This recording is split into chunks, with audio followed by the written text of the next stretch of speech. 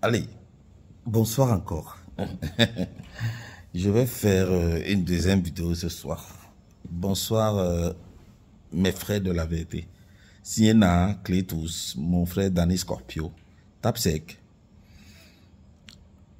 J'ai oublié qui. Form TV. Donc vraiment, ce soir je vais parler de tout le tissu de mensonges que les hiboux, tu vois, les Voutou, les Yemek, les Diondinkham, les Djigui, les, comment on appelle, Bruno Tagné, toute la clique de petits journaleux et des pseudos avocats et analystes et tout ça là, et analystes et tout ça là qui viennent sur des chaînes de télé penché là, qui n'aiment pas Eto'o. Vraiment, je suis désolé pour le tissu de mensonges que vous avez construit sur la vie d'Eto'o. Vous savez, il y a un épisode que les gens n'aiment pas beaucoup dire. La Coupe du Monde, le match amical au Maroc et tout ça. Les gens n'aiment pas dire la vérité. La Coupe du Monde en Afrique du Sud, je pense, ou au Brésil, je ne sais plus très bien. Les gens n'aiment pas dire la vérité aux gens. Et Eto'o fils, pendant qu'il était à l'équipe nationale, payait les primes de ses coéquipiers. Eto'o fils n'a jamais amené le désordre à l'équipe nationale. Eto'o fils à l'époque faisait face à la mafia. La mafia qui, un, avait fait main basse sur les primes des joueurs. Deux, avait organisé tout un tas de choses autour de l'équipe nationale. C'est-à-dire que les voyages qui se faisaient chaotiques, les équipements qui ne suffisaient pas, on devait jouer, remettre, bref, un tas de choses qui n'allaient pas avec le statut de l'équipe nationale. Tout le monde sait que les gens jouaient souvent, étaient à la veille d'une compétition, on ne leur donnait pas leur prime, on ne savait même pas combien ils allaient toucher, alors que le président de la République avait déjà mis l'argent.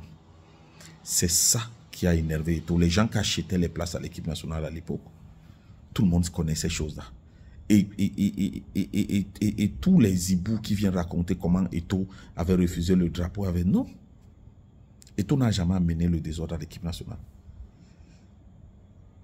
Eto'o est venu à un moment à dire qu'il faut que la mafia cesse à l'équipe nationale, qu'on cesse de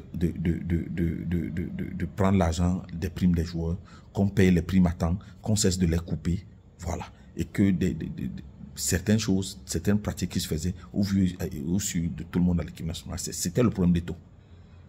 Tout le monde sait que pour cela, Eto'o a dû payer des primes à ses coéquipiers. Eto'o a dû céder ses propres primes. C'était la bagarre d'Eto'o. Eto'o voulait que l'équipe nationale du Cameroun n'ait pas de problème en interne. Et comme les hiboux, la mafia de l'époque, avaient infiltré tout le monde, c'est ce que les gens ont retenu. Les gens n'aiment pas dire la vérité. Quand ils sont allés en Coupe du Monde, les joueurs dormaient à 2 h du matin. Quand ils vous tous se vantaient souvent qu'elle sortait avec des joueurs de cette équipe nationale. Imaginez-vous, une équipe nationale en compétition, une femme vient dormir avec les joueurs. Voilà les choses que Samuel n'acceptait pas. Voilà le comportement. Parce que, regardez les gens comme vous tournez, venez tourner autour de l'équipe en tant que quoi? Quoi? C'était comme ça. Les primes, on les payait quand? Combien? Combien on raquettait sur les jeux et tout ça. Donc, Eto'o, c'est de ça qu'il est question. Eto'o a refusé cette mafia, cette Kamura. Il l'a refusé. Aujourd'hui, tout le monde dit oui, quand l'État à l'équipe nationale, il faisait. Il faisait quoi? Demander que les primes soient payées à temps, qu'il y ait de bonnes conditions, qu'on réserve de bons hôtels, que les gens puissent voyager dans des bons avions et tout ça. C'est ça, amener le désordre de l'équipe nationale? Non. Il faut dire la vérité. Eto'o voulait plutôt que les choses marchent bien. Il s'est révolté contre un système. Parce que quand les gens parlent qu'il a amené à l'équipe nationale, quel est le système qui gouvernait l'équipe nationale à l'époque là? À cette époque, ce système-là était quoi? De la mafia. Alors si quelqu'un est contre la mafia, c'est lui qui amène le désordre. Heureusement qu'il y a des images, il y a des preuves, il y a tout. Et lui-même, il vit encore. Ces gens qui étaient là vivent encore. Donc, cessez de nous mentir. Vous n'allez pas traficoter l'histoire. Non. Eto'o n'a jamais amené l'équipe, le désordre à l'équipe nationale. Sinon, cette équipe n'allait pas gagner les trophées qu'elle a gagnés pendant qu'Eto'o était là. Parce qu'il y en a qui oublient souvent que c'est le plus grand buteur de l'équipe nationale. Même comme ils font tout pour que Aboubakar Vincent vienne le dépasser. S'il fallait même mettre les buts pour qu'on comptabilise ça pour Aboubakar Vincent. Mais désolé, c'est Dieu qui donne. Donc, cessez de mentir les gens. Ça, c'était le premier mensonge que j'ai voulu déconstruire ce soir. Le deuxième mensonge, c'est celui de dire que Eto'o est contre Onana, ceci, cela. Eto'o n'est pas contre Onana. Lui-même, il a ses vidéos, il reconnaît que c'est quand il va à la Foundes qu'il commence, à Foundes qu'il commence avec Côte Diallo à voyager, à intégrer le monde professionnel. Vous pensez que Eto'o, si Eto'o était contre lui, il allait le faire? Non, il n'allait pas le faire. Et d'ailleurs, c'est Eto'o qui est le président de l'Africa Foot. S'il ne veut pas qu'on convoque Onana, on ne va pas le convoquer. Le coach qui le convoque, Eto'o va le chasser. Donc, il faut cesser de dire les mensonges aux gens. Il n'a pas besoin de ça.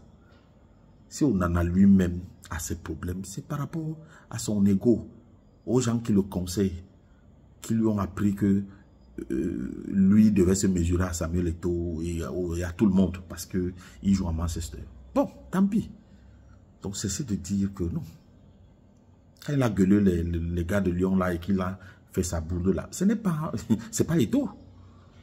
Et puis, la valeur que Eto'o a, ce n'est pas parce que tu es venu jouer après Eto'o que tu es la star, non.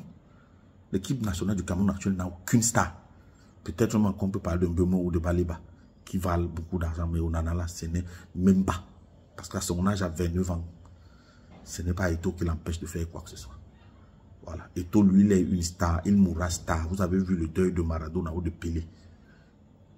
Il n'y a personne, et jusqu'à présent, même en Argentine, pour ceux qui connaissent bien le football, tu ne peux pas dire que Messi a fait ce que Pelé a fait, non. Non. Voilà. Donc, pour moi, c'est pas ça le problème. De deux, j'ai entendu des gens dire que ouais, Eto'o a pris les... Parce que c'est la mode maintenant, Eto'o a pris l'argent de Rigobert Song ou je ne sais pas quoi. C'est Eto'o qui a fixé le salaire de Rigobert Song. Eto'o vous a déjà dit que depuis qu'il a l'Africa Foot, il ne gère pas l'argent. En fait, il ne touche pas à l'argent. Voilà. Un bon gestionnaire ne touche pas à l'argent. Un bon gestionnaire supervise la gestion de l'argent maintenant. C'est ce que Eto'o fait. Donc, laissez les histoires que machin. On sait très bien qui a empêché que son argent. Votre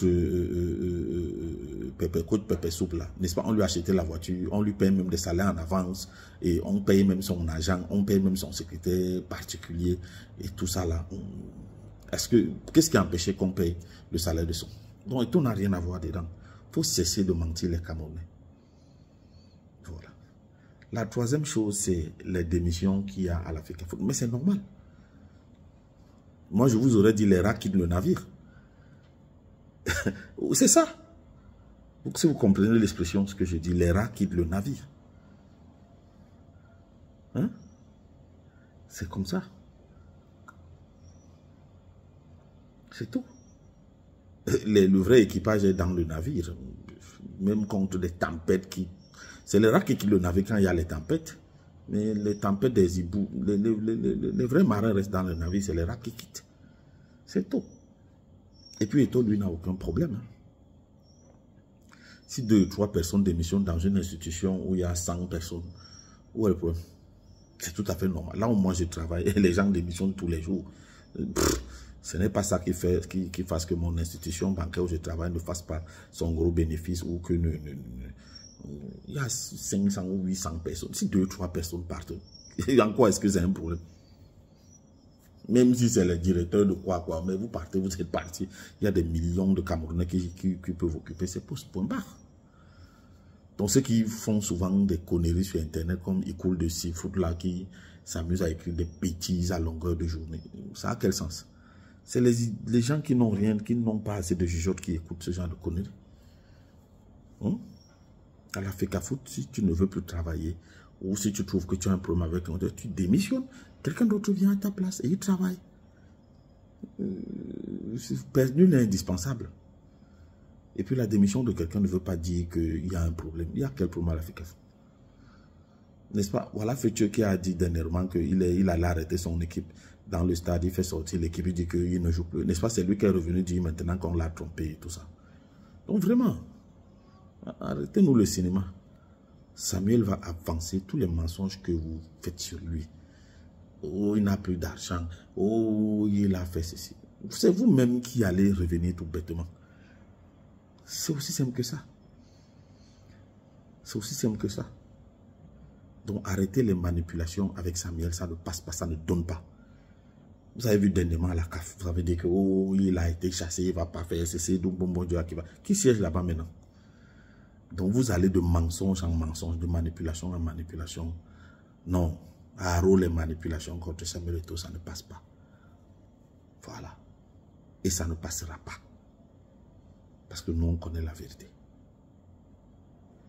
Voilà. Bonne soirée.